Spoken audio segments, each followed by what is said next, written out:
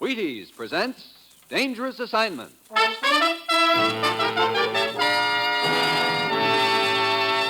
On stage tonight from Hollywood, Dangerous Assignment, another in the Wheaties' big parade of exciting half-hour presentations.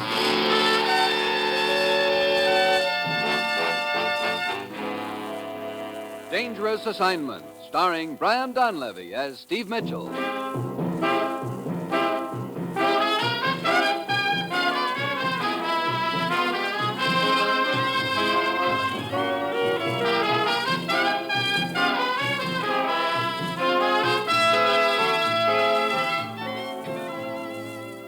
Yeah, danger is my assignment. I get sent to a lot of places I can't even pronounce, but they all spell the same thing, trouble. But when I walk into the commissioner's office, I don't realize that this assignment is going to involve an innocent little picture postcard that almost turns out to be my death warrant.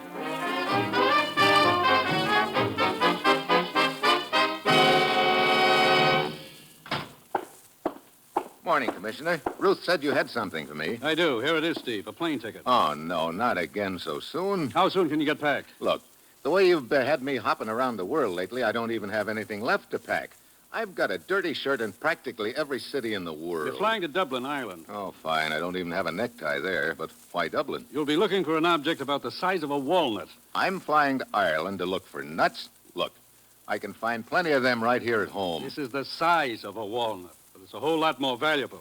A roll of microfilm, Steve, containing the complete plans of our latest and most improved guided missile. Oh, stolen, huh? Yes, and we think we know who smuggled them out of the country. A man named Ernest Weber. If so, he's got a 2-day start on you. He left by plane the day before yesterday. Here's his picture and all the data we have on him. It isn't much, Steve, but we're depending on you to get that microfilm. Well, that's it. You've got your assignment. Good luck.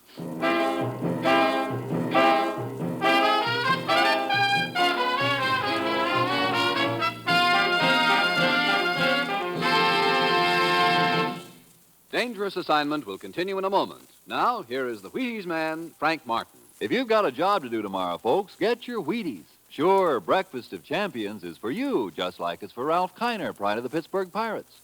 You may not play ball for a living, but whatever your job is tomorrow, you can do it better on a better breakfast. And it's a better breakfast you're starting with Wheaties. There's a whole kernel of wheat in every Wheaties flake. Yes, whole wheat, good, sound, whole wheat. Plump and ripe and bursting with vitamins and minerals and protein for your vitality, your energy, your working power. So tumble the Wheaties out of the package, pour on the milk, put on the fruit, pick up the spoon, and smile. You're eating good to be feeling good. Breakfast of Champions for people who are going places. Are you ready? Try 'em. See how Wheaties at 7 can help at 11.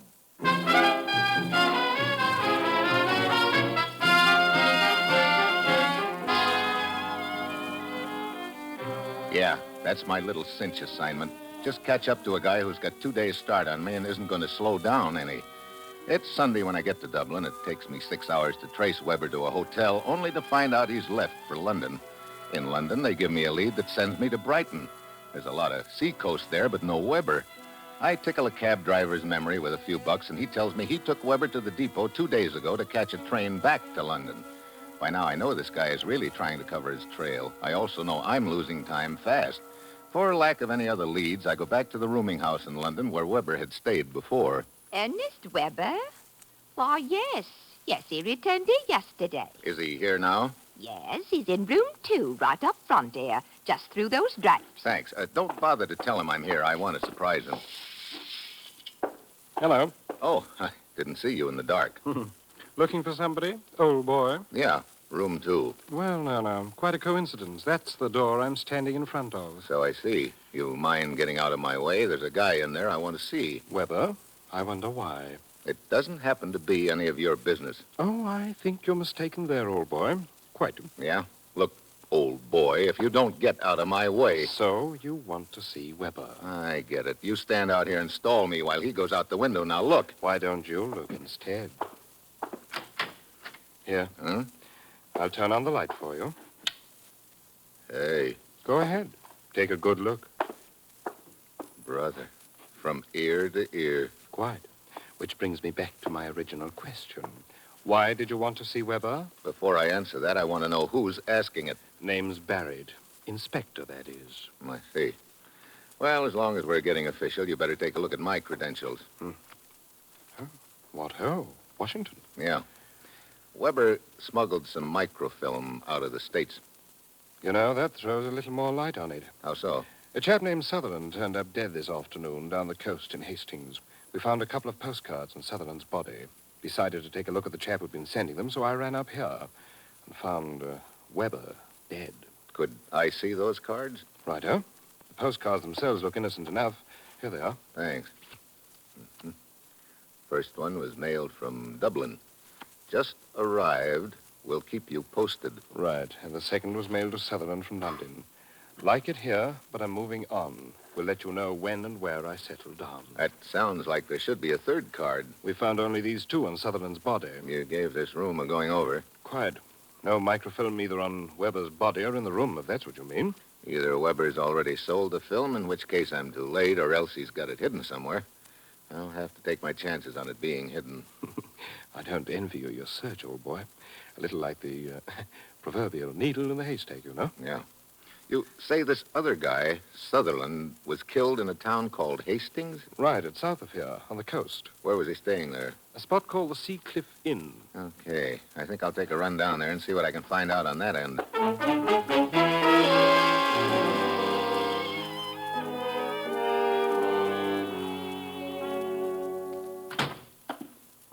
Good evening, Governor. Hi.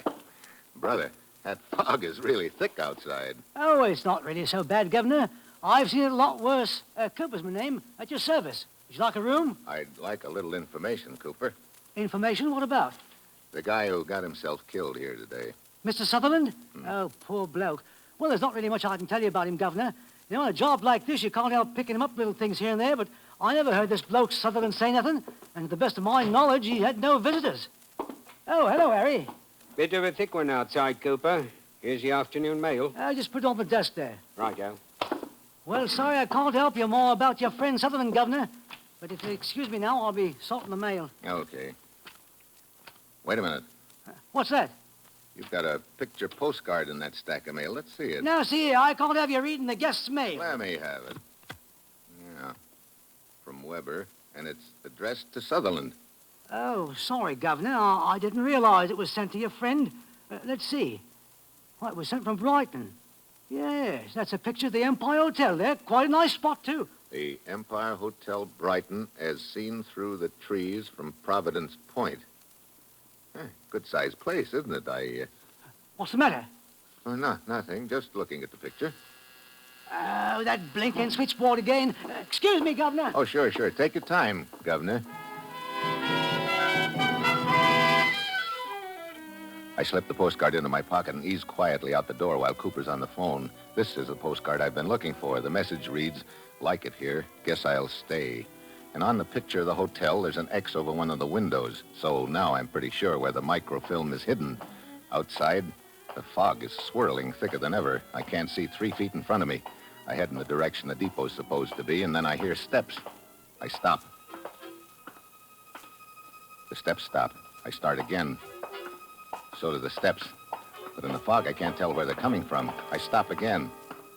The steps keep coming. Suddenly, a figure looms up, something shiny in his hand. I hit the sidewalk. The knife hits the door behind me. I scramble to my feet, take off after him, but he just melts into the fog. I can't tell which way he went, but I try about 3 different directions. I spot nothing. Finally, I give up. I managed to find the depot and take the train along the coast to the Empire Hotel in Brighton. Good evening, sir. You wish a room? Yeah. Just sign the register, please. Okay. There's one room in particular I'd like to have. Oh? I stayed here once before several years ago in that room and liked it very much. Well, now I'll do my best to arrange it, sir. What room might that be? I don't remember the number, but it's the 3rd room from the north end of the hotel on the 3rd floor. Yes. That'll be 317. Yeah, that's it. How about it? One moment, sir. Now I'll check. Yes, here we are. I'm sorry, sir, but that room is taken. I see. Who has it? Miss Sheila Moore from Dublin. Dublin. You mind telling me how long ago she checked in? Why, no. She checked in only yesterday. Hmm. I don't know how long she's planning to stay here at the Empire, sir. But if you really would prefer that room, Well, now, perhaps you could talk to her and see if she'd be willing to exchange it for another. You know, that's a good idea. See you later.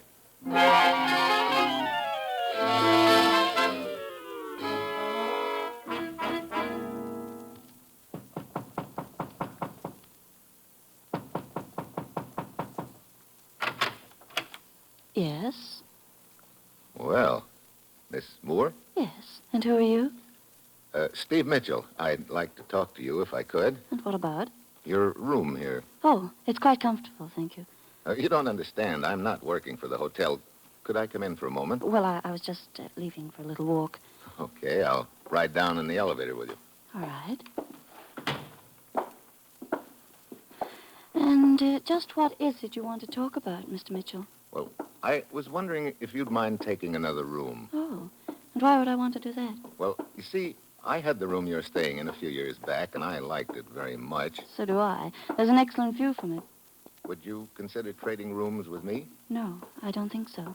Oh, that room seems to mean a lot to you. Strange. I was just thinking it must mean a lot to you. After you.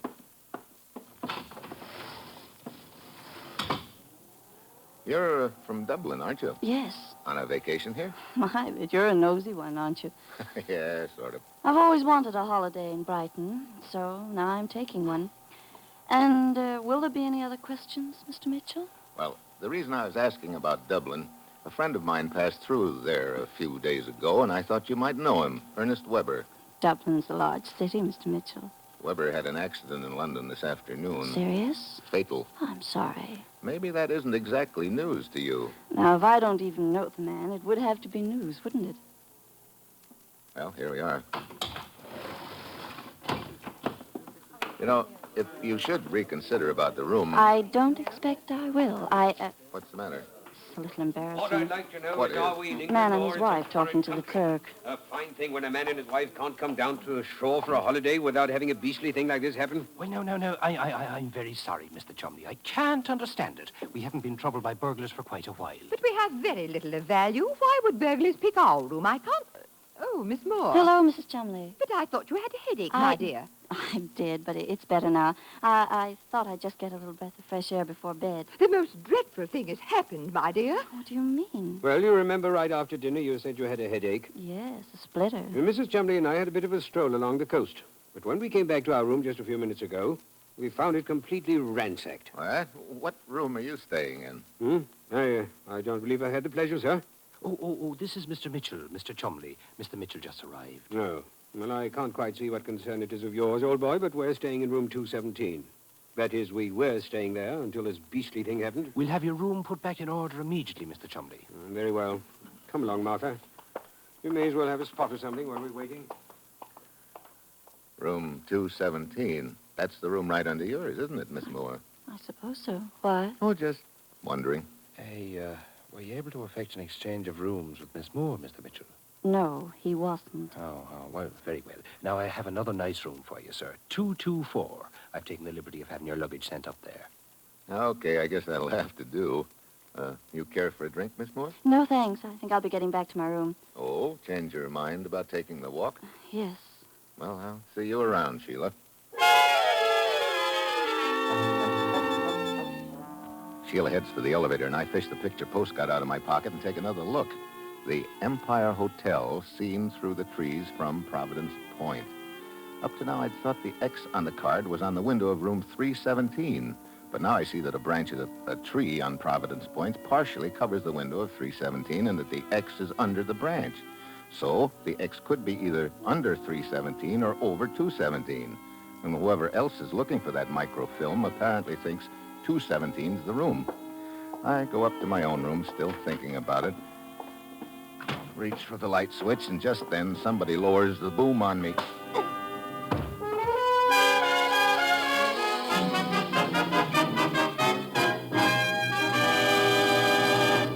Steve Mitchell will continue his dangerous assignment in just a moment. You know, the world isn't so tough to face when you've got a good breakfast under your belt, and it doesn't matter what part of the world you're facing either. Farmers can farm better, salesmen can sell better, sawyers can saw better on a better breakfast. And that's what you start when you start with Wheaties. Because here are flakes of whole wheat, There's a whole kernel of wheat in every Wheaties flake. Yes, there's a whole kernel of wheat in every Wheaties flake. That's why I say Wheaties can give so much. The vitamins, the minerals, the wonderful energy of whole wheat. And that's why I say, pull the chair out at the table tomorrow at breakfast time, sit down to a meal that starts with Wheaties, and see if you don't feel the difference in smoother work all morning long. It's the whole wheat nourishment that helps. Now, of course, it's no fun getting up in the morning to just a batch of vitamins and minerals. Wouldn't that be dull? But it's fun, you bet it is, to lay spoon to crisp, flaky little flakes called Wheaties. Pour on the cold milk, put on the fruit you like best, and eat happy. Breakfast of champions. Breakfast for you. Come on now, you try it. See how Wheaties at 7 can help at 11.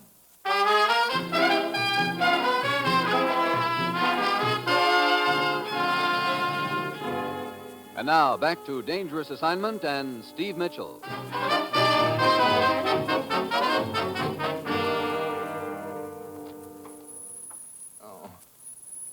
Mr. Mitchell. Steve. Steve. Huh? Oh, Sheila. Are you all right? No, but I guess I'll live. What are you doing here in my room? Well, when I got down to my own room, it was all torn apart. What? Yes, and I remembered you'd been so anxious to get that room, and I thought you might have had something to do with it. Look. So I came down here to your room. And the door was partway open. I saw you lying here on the floor. Mm-hmm. Speaking of rooms getting torn apart, take a look at this one. Yes. I noticed it as soon as I turned on the light. What a mess. Yeah. Looks like somebody's doing their best to remodel this hotel. First Mr. Chumley's room, then yours, now mine. But what's it all about, Steve? That's a good question, Sheila. Maybe I can give you the answer before long.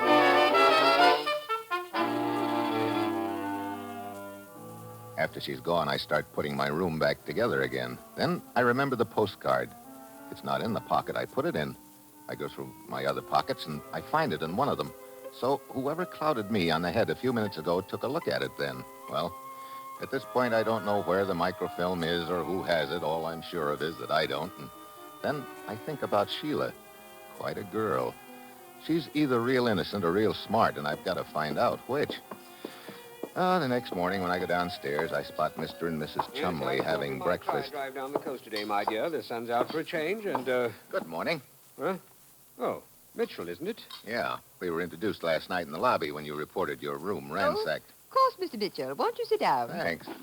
Care for a spot of breakfast with us, old boy? No, thanks, but I would like to ask you a couple of questions about Sheila Moore, if you don't mind.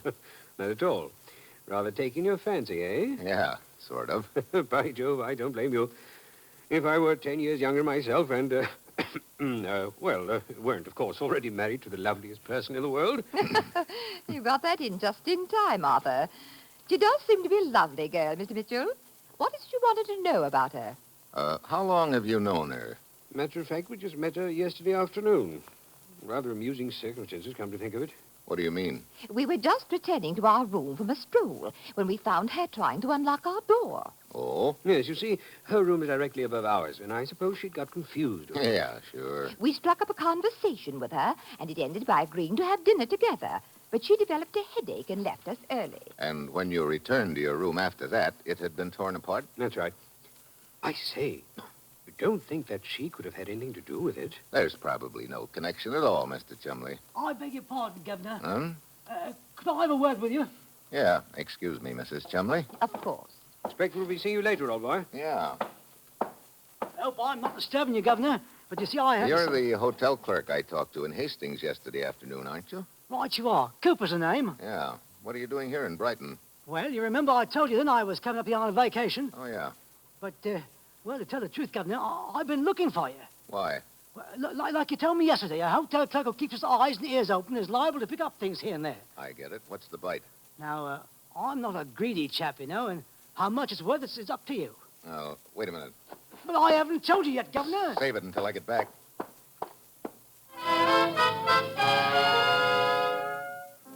What yanks me into motion is a glimpse of Sheila Moore with a dressing case under her arm just disappearing out the side door. When I get to the sidewalk, she's down the street renting a bicycle. She starts pedaling down the road that leads along the coast. So I rent a bicycle and climb aboard. Great way to be chasing a suspect. Well, it's 20 years since I've ridden one of these contraptions, and all the dogs in town seem to agree that now is no time to break the spell. Get out of there. Go in. Get out. I finally get out of town with both legs and both wheels. I can see Sheila up ahead of me, and she turns towards the coast, but when I get to the spot, she's disappeared. Then I see her bicycle tracks leading down towards a clump of bushes. I park my velocipede and ease over.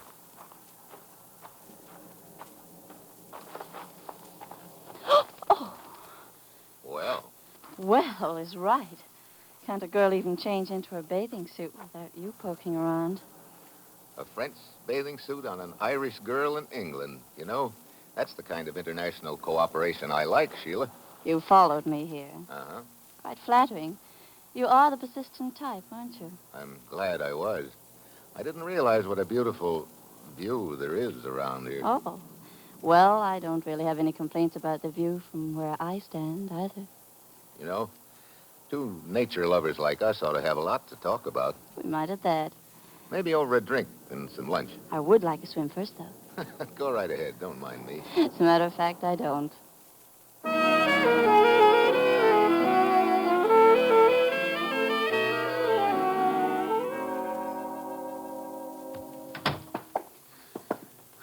It's been a wonderful day, Steve. Swim, lunch, bicycle ride. Yeah. My legs are killing me. And now it's sunset already. Just look out the window. Isn't it beautiful? Water, sun slipping down behind that point over there. Providence Point. Yeah, you do get quite a view from your room here. So now we're talking about views again. Yeah, so It's a nice day, Steve. you know, the view's getting better by the moment. View out the window, you mean? Sure. Now you see why I didn't want to give up this room? Sorry you mentioned that, Sheila. Hmm? Look, this is all very pleasant, but if you're trying to pull a little razzle-dazzle over my eyes, you'd better give up. I don't know what you're talking about. I don't know just where you fit into this deal, but it's time we found out. What do you mean? I think you know I've been looking for something. Well, now, it's fairly obvious. That's not what I mean. Yeah, it could have been you right from the start. What could have been me? You figured it was hidden in this room. That's why you wouldn't change rooms. What? But you couldn't find it here, so you thought it might be in the room directly below, Chumley's room. You tore it apart looking for it, but it wasn't there. Steve. And you tore your own room apart as a cover for yourself. At this point, you figured I might have gotten it, so you slugged me and searched my room. Look, if there was something of value hidden here, and I had gotten it, do you think I'd still be staying around here? That would be stupid. Stupid or awfully smart. I don't know what this is all about, Steve. But all I can say is you certainly seem to have the wrong point of view about me. Yeah. I guess so, Sheila. But if I've got the wrong point of view about you, that means I'm fresh out of Leeds and I'm licked. What's the matter, Steve? Wait a minute. What's wrong? Why are you staring out the window? Yeah. I guess I've had the wrong point of view right from the start. See you later, Sheila. I go outside, get on my trusty bicycle, and pedal around the shoreline to Providence Point. It's dark when I get there. I fish the postcard out and take a look, and then I find the right tree. It's on the edge of the cliff over the ocean. I start climbing, but the second branch I grab starts to break. I grab another one just in time to keep from taking a long dive. I climb a few feet more, and then I stop and sight along the tree towards the lights of the Empire Hotel across the water. Just a little higher. So I climb some more. Then I spot it, taped to a branch of the tree, the roll of microfilm. Good work, Governor. Huh? Just toss it down to me, Governor. Cooper, the hotel clerk from Hastings. Right you are, Governor. Now just toss down that little bundle down to me, if you will, please. So, your story about having information from me was just a cover to explain your presence here in Brighton. Partly that, Governor. Of course, I did have some information, you know, didn't I? Yeah, I guess it all fits. You found out Weber and Sutherland were involved with the microfilm. That's right. You knocked off both of them to get it, and then you realized the clue was in the postcard that I had swiped. You followed me to Brighton, ransacked a couple of rooms, and then decided to let me figure out the postcard. I did. I realized the X on the card meant this tree, not a hotel room. So so you let me lead you to the film. Well, you've got it a bit twisted, Governor. I just stepped into the deal in the middle, you might say. And it's time you stepped out. Chumley. No! Ah! And now, Mitchell, How's your charming wife, Chumley? packing at the moment. We'll be leaving as soon as you give me the microfilm. Looks like I made a little mistake in who was really behind this deal. You tore your own room apart just as a cover. Quite. This blighter Cooper made a big mistake sticking his nose into the deal. But he's safely out of the way now. Toss that film down to me, Mitchell. Sorry, no sale. Now, look, old boy. Let's not be stupid. That film will bring me about 25,000 pounds on the open market. I've already killed 3 times to get it. And I'm quite capable of picking you out of that tree with one shot. It's a long drop down to the briny, you know. So it is. But if I take the dive, this microfilm goes with me. Where does that leave you? I see. Mitchell, perhaps in that case we could work out some sort of financial agreement by which we could both benefit. There's only one agreement I'm interested in. If you want this microfilm, come up and get it. Oh. Determined to play Tarzan, eh? Well, I think this gun of mine is more than a match for your muscles. Very well. I'm coming up, Mitchell. And this gun will be pointed at you every inch of the way.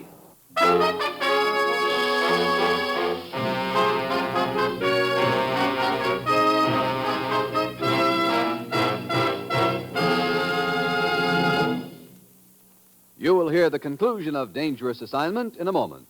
First, here is the Wheaties man, Frank Martin. Well, tomorrow's Thursday, and you can breeze through your work right up till noon with Wheaties to help. Sure, what Wheaties can do for you every morning, every morning. Wheaties with milk and fruit at breakfast can help send you striding through the morning high, wide, and handsome. Because, listen, there's a whole kernel of wheat in every Wheaties flake. Think of that. There's a whole kernel of wheat in every Wheaties flake. That's a lot of vitamins and minerals and protein for a Wheaties flake to be carrying around, but it's true, just as sure as Wheaties are crisp and sunny and naturally sweet. That's why Wheaties have so much. That's why Wheaties at 7 can help at 11. So get the energy there is in Wheaties. Have some tomorrow. Breakfast of champions. Yourself, see how Wheaties at 7 can help at 11.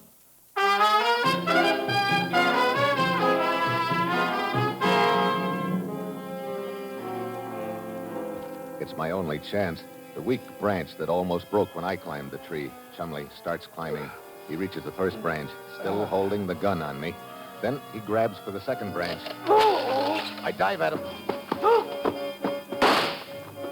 You can't aim when you're off balance.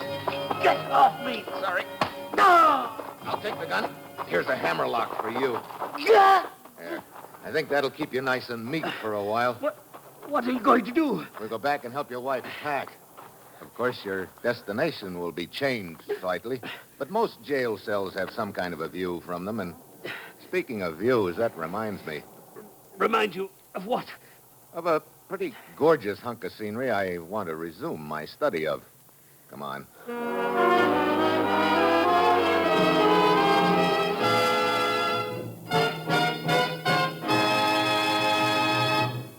Dangerous Assignment, starring Brian Donlevy as Steve Mitchell, is written by Bob Reif, with music composed by Basil Adlam and conducted by Ralph Hollenbeck, and is produced and directed by Bill Karn. Dramatic portions were transcribed. And this is the Wheaties man, Frank Martin, inviting you to join us again next Wednesday when Brian Donlevy as Steve Mitchell embarks on another dangerous assignment on the Wheaties Big Parade. See you then.